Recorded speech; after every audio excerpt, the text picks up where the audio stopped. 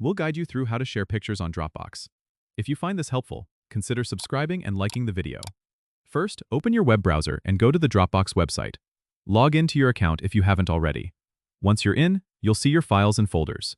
Now, locate the folder where your pictures are stored, or upload them by clicking on the Upload button at the top right corner. You can either drag and drop your pictures into the browser or select them from your computer. Once your pictures are uploaded, hover over the pictures you want to share and click on the Share button that appears. A window will pop up, asking you how you'd like to share your pictures. You have a few options here. You can enter an email address to send a direct invitation, or you can create a link. If you choose to create a link, click on Create Link and then Copy Link. You can now paste this link into an email, message, or anywhere you want to share it. If you're sharing sensitive pictures and want to control who can view them, you can adjust the permissions.